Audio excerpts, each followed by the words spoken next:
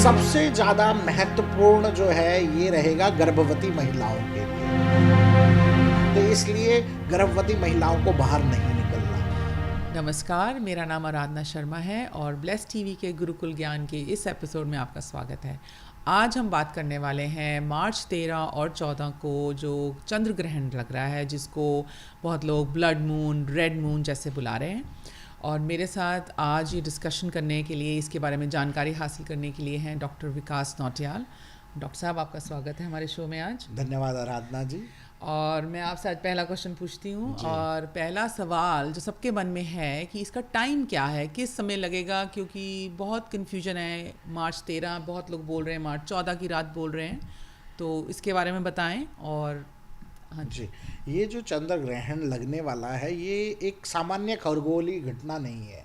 ये एक विशेष खगोलीय घटना है जो कि काफ़ी वर्षों बाद इस बार होली के पर्व पर लगने वाली है। जो होली का पूर्णिमा का जो चंद्रमा होगा उस पर यह खगोलीय घटना होगी। और इसे जो ब्लड मून कहा जा रहा है, इसके पीछे भी कारण है, क्योंकि उस समय पृथ्वी सूर्य के बीच में इस तरीके से होगी ताकि सिर्फ उसका जो लाल रंग की एनर्जी है, लाल रंग का प्रकाश ही चंद्रमा तक पहुंच पाएगा। इसलिए वो पूरा 65 मिनट तक आपको पूरा चंद्रमा लाल दिखाई देने वाला है इस बार। 65 मिनट्स, 65 मिनट।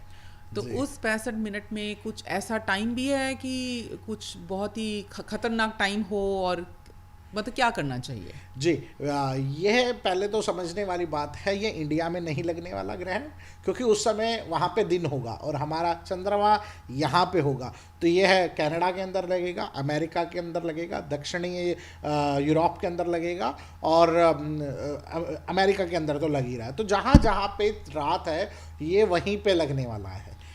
और सबसे पहले हम बात करें, जैसे आपने बताया कि समय की, तो समय मेरे पास कुछ समय है, समय सारणी है जो कि कनाडा को लेकर के हमने विशेष निकाली है यहीं के पंचांग के अकॉर्डिंग। तो आप दर्शकों से भी मैं निवेदन करूंगा, आप अपना एक पेन और पेपर ले लीजिए, यह है नोट कर लीजिए अपने स्थानीय समय के अनुसार। मैं आपको बताता हूं। तो डॉक्टर साहब, आप हमें बताएं कि जो ये सूतक लगना है या इसका जो चंद्र ग्रहण का टाइम है वो क्या है, किस समय हमें सबसे ज़्यादा ध्यान रखना है।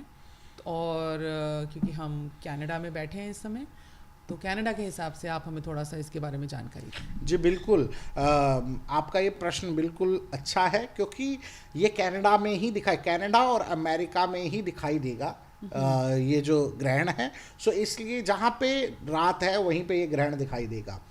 तो ये इंडिया में, भारत में नहीं दिखाई देने वाला, चाइना में नहीं दिखाई देना, क्योंकि वहाँ पे दिन होगा। सो यहीं पे ये चंद्र ग्रहण दिखाई देने वाला है। इसका एक है पूर्ण समय, यानी कि जिस समय पूर्ण चंद्र ग्रहण दिखाई देगा। एक है शुरू होने का समय, एक है अंत होने का समय, यानी कि 3 समय है इसके अंदर। लेकिन 10 घंटे पहले से अमूमन चंद्र ग्रहण का इम्पैक्ट पड़ना शुरू हो जाता है, जिसे हम सूतक कहते हैं। सो इसलिए हमें सूतक का भी परहेज करना चाहिए। जब भी ग्रहण लगता है तो सूतक का भी हम परहेज करते हैं। मंदिरों में कपाट बंद हो जाया करते हैं सूतक के समय। सो इसलिए उसका आंशिक प्रभाव पहला पड़ना शुरू हो जाता है। अब समय की मैं बात करूँ तो आपको पता है हमारे कनाडा के अंदर अलग अलग स्टेट्स हैं, अलग अलग प्रोविंस है, तो इस हर जगह अलग अलग टाइम जोन भी है। तो इसलिए कनाडा के अंदर हमने जो सारणी निकाली है उसमें अलग अलग टाइम है। कहीं 14 तारीख को है, क्योंकि 12 बजे के बाद 14 लग जाएगी, 13 तारीख से और 14 के बीच में ही है ये ग्रहण। लेकिन कुछ जगहों पे 14 को है, कुछ जगहों पे 13 को है। तो मैं सबसे पहले अगर बात करूं तो टोरंटो की अगर हम बात करें, वहाँ पे 14 तारीख का ग्रहण लगेगा। 14 तारीख की, यानी कि 13 तारीख की 12 बजे के बाद जो है 14 तारीख को लगेगा। मैं दर्शकों से निवेदन करूंगा कि आप भी एक पेन ले लीजिए, पेपर ले लीजिए और इसको नोट करना शुरू कर दीजिए, क्योंकि ये बहुत ही आवश्यक है। आपको ग्रहण का एग्जैक्ट टाइम पता होना बहुत ज़रूरी है। तो आप पेन लीजिए, पेपर लीजिए, मैं आपको बताता हूँ। तो डॉक्टर साहब, अब कनाडा इतना बड़ा देश है और मल्टीपल टाइम जोन्स हैं हमारे यहाँ पे, तो मैं आपसे पूछना चाहूँगी कि टोरंटो साइड के अंदर जो हमारा ईएसटी टाइम जोन पड़ता है, उस टाइम जोन के अंदर कब ग्रहण का वो टाइम है और कब हमें सब ध्यान रखना है? जी। जैसे कि मैंने आपको बताया सूतक 10 घंटे पहले से लगना प्रारंभ हो जाता है, लेकिन जो टाइम है एग्जैक्ट वो 14 मार्च को लगेगा, यानी कि 13 मार्च की रात होने के बाद 12 बजे के बाद 14 को 1:11 पे टोरंटो ओंटारियो के अंदर शुरू होगा। पूर्ण जो चंद्र ग्रहण दिखाई देगा वो 1:59 पे आपको पूर्ण चंद्र ग्रहण दिखाई देगा। उसके बाद जो वो खत्म होगा वो 3:47 पे AM 14 मार्च को खत्म होगा। काफी लंबा समय है ये, तो हम जी। सबको बहुत ध्यान रखना पड़ेगा। बिल्कुल। रात का टाइम है तो ज्यादा लोग बाहर नहीं निकलेंगे। जी। टोरंटो के बाद हमारा अगला आएगा मॉन्ट्रियल, जी। क्यूबेक में जो अपना शहर है। जी। तो वहाँ पे क्या टाइम रहेगा? वहाँ पे भी सेम ही टाइम रहेगा।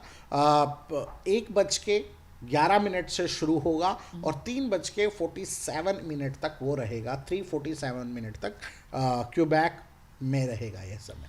मतलब वहाँ का जो लोकल टाइम है, जी। लोकल टाइम के अकॉर्डिंगली।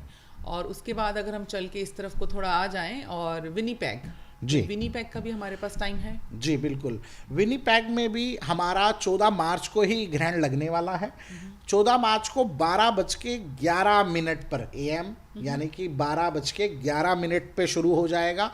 पूर्ण जो चंद्र ग्रहण दिखाई देगा वो 1:27 में विनीपेग पे दिखाई देगा। और इसका ये वहाँ पर भी 3:47 AM तक रहेगा 14 मार्च तक।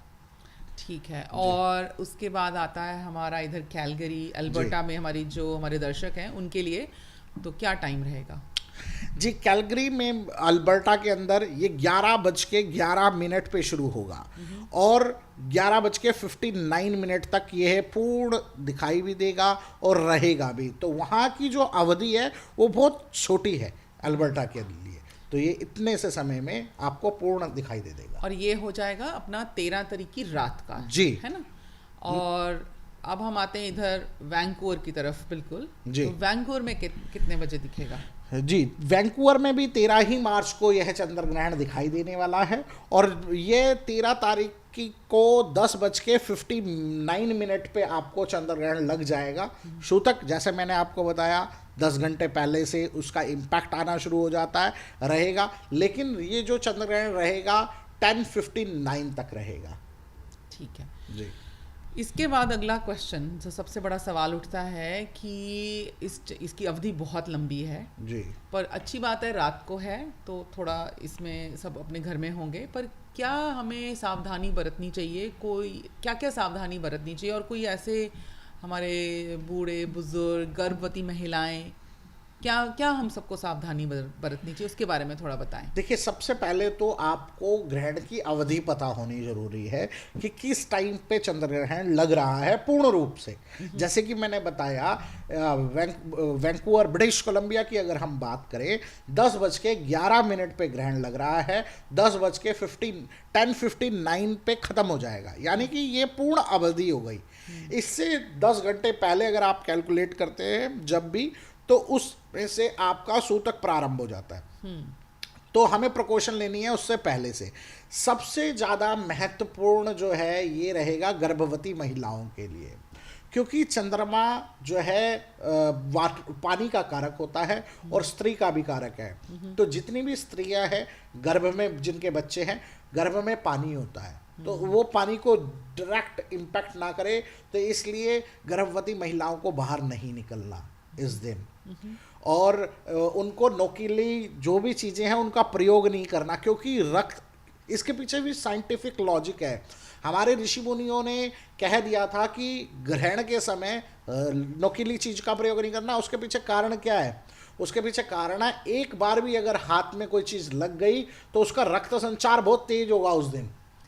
अच्छा। तो वो रुकेगा नहीं, कंट्रोल नहीं कर पाओगे आप उस चीज़ को। तो इसीलिए कहा गया कि नोकीली चीज़ों का प्रयोग नहीं करना। तो इसीलिए मैं भी यही कहूँगा कि अगर गर्भवती महिलाएं हैं उनको नोकीली चीज़ों का बिल्कुल प्रयोग नहीं करना। उस समय सिर्फ ग्रहण की अवधि में, देखिए जो ग्रहण की जो आपको मैंने अभी समय दिया उस अवधि को देखो, वो ज़्यादा नहीं है, 1 से 3 घंटे का है मैक्सिमम। तो उस टाइम पे आप कुछ मत खाओ, रात का समय है वैसे भी मत खाओ। अगर आप खाना चाहते हो, सूतक के समय भी वैसे मना किया जाता है, नहीं खाना चाहिए। खाना भी चाहते हो तो तुलसी का पत्ता उसके अंदर मिलाइए, या कुशा, एक ग्रास आती है, कुशा ग्रास, वो मंदिर में आपको कहीं मिल जाएगी या किसी दुकान से मिल सकती है जहाँ पे पूजा सामग्री की चीज़ें मिलती हैं। उसको अपने भोजन में, दूध में, पानी में मिलाइए। उससे क्या होता है, वो शुद्धि करता है, प्योरीफाई करता है एनर्जी को। सो वो मिला करके आप खाइए तो उसका सेवन कर सकते हो। ना करने वाली चीज़ें क्या मैंने आपको बताई, एक तो आपको सोना नहीं है, सो भी नहीं सकते आप, ग्रहण के समय सोना नहीं चाहिए। आपको भोजन का त्याग करना चाहिए, भोजन नहीं खाना चाहिए, नोकीले धार वाली वस्तुओं का प्रयोग नहीं करना चाहिए, बाल नहीं बनाने चाहिए उस समय। और क्या करना चाहिए, आप अध्यात्म से रिलेटेड चीज़ें करो, आप ग्रंथ पढ़ सकते हो, कोई आप मंत्रोच्चारण कर सकते हो, कोई मेडिटेशन कर सकते हो, आप अपना गायत्री मंत्र का जाप कर सकते हो, आप महामृत्युंजय मंत्र का जाप कर सकते हो। अगर आप गर्भवती हैं तो बच्चे को पॉजिटिव में इम्पैक्ट भी पड़ेगा। ग्रहण के समय में किया हुआ कोई भी कार्य, जितने भी तांत्रिक होते थे समय पहले, तो वो उसी समय सिद्धि किया करते थे जिस समय ग्रहण लगा करता था। तो इसलिए ये कहीं हर किसी के लिए बुरा भी नहीं है। बहुत सारे लोग इसको लेकर के डराएंगे, ग्रहण लगने वाला है, गर्भवती महिलाओं के लिए बुरा है, लेकिन नहीं, मैं कहूँगा कि ये अच्छा भी है। अगर आप अपने गर्भवती शिशु को अच्छे संस्कार देना चाहते हैं तो ये बहुत अच्छा समय है आपके लिए। आप मंत्रोच्चारण करें, मेडिटेशन करें, जाप करें, जितना अधिक हो सके भगवान का नाम कर लेंगे, उससे आपको बहुत लाभ होने वाला है। ये तो बहुत आपने अच्छी जानकारी दी डॉक्टर साहब जी। अभी मेरे को अलार्म लगाना पड़ेगा जी, क्योंकि और जागना पड़ेगा 2.5-3 घंटे। तो जो ये चंद्र ग्रहण है, अब ये क्योंकि होली के पास आ रहा है, होली वाले मतलब 14 मार्च को होली भी है जी, होली पर। भारत में तो दिन में तो नहीं है चंद्र ग्रहण, हमारे यहाँ पे कनाडा में है, तो उस दिन हम लोग सब बाद में रंग वाली होली खेल सकते हैं क्या है। और जो हमारी जलाने वाली होली जिसको हम कहते हैं आम भाषा में, जी, उसके ऊपर भी कुछ करना है क्योंकि सूतक लग चुका होगा, उसके ऊपर भी हमें कुछ ध्यान देना है या हम अपना भगवान का नाम लें और करते चलें? देखिए, जो खगोलीय घटना है ना, तो उसका इम्पैक्ट तो ज़रूर है पृथ्वी पर, बिल्कुल इसका इम्पैक्ट है। लेकिन आप अपना होलिका दहन कीजिए 13 तारीख को, जिस प्रकार से होलिका दहन है वो कीजिए। और आप खुद ही देखेंगे ज़्यादातर जितने भी मंदिर होंगे वहाँ के कपाट बंद हो जाते हैं। तो आपको भी ऐसा ही करना है, ये बहुत ज़रूरी है, इसको नोट कर लीजिए। आपके घर में भी जितने जो भी मंदिर बनाए हैं आपने, आप सूतक के समय ही उन पे पर्दा कर दीजिए। अच्छा, हाँ, उन पे आपको पर्दा कर देना है। मंदिरों में भी कपाट बंद हो जाते हैं, आपको एंट्री नहीं मिलेगी, उन पे आप पर्दा डाल देते हैं और उनको उनका पानी और भोजन वगैरह मंदिर में रख दीजिए और कपड़े से ढक दीजिए। और जितने भी मंदिर हैं उस टाइम पे सूतक के समय से बंद हो जाने चाहिए और उसके बाद खुलने चाहिए। तो जैसे आपने बताया होलिका दहन है, बिल्कुल आप सेलिब्रेट कीजिए, कोई उसमें प्रॉब्लम नहीं है। लेकिन जो रात के समय डेफिनेटली आप नहीं होली मनाएंगे, तो उस समय खान पान का ध्यान रखें कि उस टाइम पे आपको कुछ खाना नहीं है। उस समय जितना अधिक हो सके, जो गर्भवती नहीं भी है, कॉमन जो लोग हैं, उनको भी मंत्रोच्चारण या भगवान का नाम लेना चाहिए। उस समय सोने से बचें, हो सके तो बाहर मत जाएं। आपको नहीं पता कि आपकी लग्न कुंडली के अंदर चंद्रमा की क्या पोजीशन है। बहुत सारे आराधना जी ऐसे व्यक्ति हैं जिनकी चंद्र कुंडली के अंदर राहु की युति है, और चंद्र में जब राहु की युति होती है तो उसे हम ग्रहण कहते हैं अपनी ज्योतिषीय भाषा के अंदर।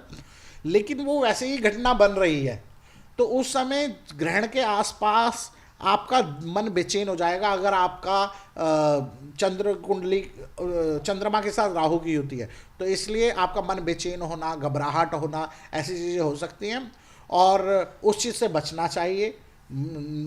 कोशिश कीजिए कि चंद्र ना देखें आप, उसका इम्पैक्ट ना मिले, घर पे शांति से सो जाइए। वैसे तो ग्रहण के दिन सोना नहीं चाहिए, जैसे मैंने बताया, घर में रहिए आप, तो आपको बहुत अच्छा प्रभाव मिलेगा इसका। ये तो आपने बहुत ज़बरदस्त जानकारी दी है जी, ब्लड मून और रेड मून के बारे में। काफ़ी लोग अब हमें लगता है हम प्रिपेयर होंगे, जी, तैयारी कर सकेंगे अपनी। और स्पेशली जो हमारे दर्शक हैं जिनके फैमिली में गर्भवती महिलाएं हैं, उनके जान पहचान में हैं, तो अगर आपके फैमिली में कोई भी लेडी प्रेग्नेंट है और इस समय ग्रहण लग रहा है तो आप ये जानकारी उन तक ज़रूर पहुंचाएं, बहुत ज़रूरी है। डॉक्टर साहब, मेरा एक और सवाल है आपको, इससे पहले कि हम इस टॉपिक को अब यहाँ पे पूर्ण विराम दें, और ये है कि जो ये चंद्र ग्रहण अब लग रहा है, ऐसा क्या ये भी और भी लगने हैं 2025 में, या ये अब साल का एक हो गया? नहीं, चंद्र ग्रहण अभी और भी आने हैं, लगेंगे। देखिए, चंद्र ग्रहण या सूर्य ग्रहण ये कोई खराब चीज़ें नहीं है, ये खगोलीय घटना है। कैसे? क्योंकि जब भी सूर्य के बीच में पृथ्वी आ जाती है तो प्रकाश रुक जाता है। अगर वहाँ पे दिन होगा तो सूर्य ग्रहण हो जाएगा, अगर जहाँ पे रात होगी तो चंद्र ग्रहण हो जाएगा। अगर चंद्रमा को ढकता हुआ होगा सूर्य तो चंद्र ग्रहण हो जाएगा, और सूर्य को ढकता हुआ होगा तो सूर्य ग्रहण हो जाएगा। तो ये खगोलीय आम घटना है, लेकिन ये कभी कभी ऐसे समय पे आती है, ऐसे चीज़ों को बना जैसे इस प्रकार, जैसे लाल वर्ण होने वाला है चंद्रमा का, तो ये रेयर होता है, ये ऐसा नहीं होगा दोबारा, क्योंकि ये खगोलीय घटना, प्लैनेट घूम रहे हैं एंटी क्लॉकवाइज, और कई हजारों साल बाद कुछ चीज़, जैसे अभी अलाइनमेंट्स की हम जैसे जल्दी ही बात करेंगे कि ग्रहों की जो ये सिचुएशन है आज के समय एक जैसे क्यों है। अगर हम लगन कुंडली भी उठा करके देखते हैं तो प्लैनेट एक ही लाइन में है, तो वो भी एक खगोलीय घटना है। तो इसको जैसे एस्ट्रोनॉमी के अंदर इसको पढ़ा जाता है, देखा जाता है, साइंटिफिकली देखा जाता है, वैसे ही एस्ट्रोलॉजी के अंदर में भी देखा जाता है कि किसका क्या इम्पैक्ट रहेगा, क्या नहीं रहेगा। ये इसको एक सामान्य खगोलीय घटना मानना चाहिए। मैं आपकी बात बिल्कुल सहमत हूँ इससे कि ये साइंस है और हम इसको साइंस मान के ही चलना चाहिए। बस आपसे एक आखिरी सवाल इस बारे में, क्योंकि आपने कहा कि हमें परहेज़ करना चाहिए कि सोए ना जी। अब बड़े लोग तो, मेरे ऐसे लोग तो हम अलार्म लगा के उठ जाएंगे शायद। तो दो क्वेश्चन हैं, दो सवाल हैं। एक तो है जो छोटे बच्चे हैं वो अगर सोएं तो उसमें कोई हर्ज तो नहीं है, क्योंकि उनको कैसे उठाएंगे, रात को 12 बजे 1 बजे है, मैं टोरंटो तरफ में। और दूसरा क्या है, इसके बाद स्नान करना ज़रूरी है इस ग्रहण के बाद, या कैसे?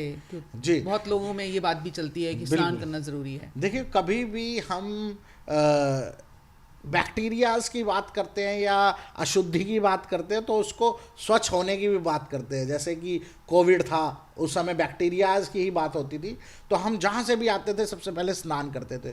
तो जब खगोलीय कोई घटना होती है तो वो भी अपना एक इम्पैक्ट जरूर छोड़ के जाती है पृथ्वी के ऊपर। तो वैसे ही जब ये चंद्र ग्रहण लगेगा तो एक नेगेटिव वाइब्रेशन जरूर छोड़ के जाएगा, इसलिए वो आप पे पड़े, तो इसलिए आपको स्नान करना चाहिए। उसके बाद ग्रहण जब भी लगे, कोई भी ग्रहण हो, अगर उसका नाम ग्रहण है ना, तो उसको यानी कि उसको स्नान करना चाहिए, शुद्धि होना चाहिए, गंगा जल का छींटा मारें, उसके बाद स्नान करें, उसके बाद में आप शयन करें। और देखो, देश काल संकीर्त्य, और जो बुज़ुर्ग हैं, जो कि बच्चे हैं, उनके लिए काफ़ी चीज़ें माफ़ होती हैं, ठीक है, उनको काफ़ी चीज़ों की राहत होती है। वो नहीं कर पाए, कोई बात नहीं, आप फिर भी छींटा मारो, पानी का छींटा मार दो और स्वच्छ कर दो, तो उतना ही उनके लिए बहुत हो जाया करता है। उसके बाद ग्रहण के बाद हमारे ऋषियों ने दान की भी परंपरा रखी है, तो इसलिए अगर हो सके आपसे ग्रहण के बाद अपना कुछ ना कुछ दान पुण्य भी जरूर कीजिए, और स्नान तो आवश्यक है ही। ठीक है, थैंक यू डॉक्टर साहब, आपका बहुत बहुत धन्यवाद, आपने बहुत महत्वपूर्ण जानकारी दी। और मुझे उम्मीद है आप लोगों को ये हमारा एपिसोड बहुत जानकारी भरा लगा होगा, और आप इसको आगे से आगे ज़रूर शेयर करें। अगर आपने हमारे चैनल को अभी तक सब्सक्राइब नहीं किया तो कृपया करके करें, और हम ऐसे बहुत सारे आपके लिए जानकारी से भरे गुरुकुल ज्ञान के एपिसोड आगे भी लेके आएंगे। इसी के साथ आराधना शर्मा का नमस्कार, मुझे आप इजाज़त दीजिए। नमस्ते।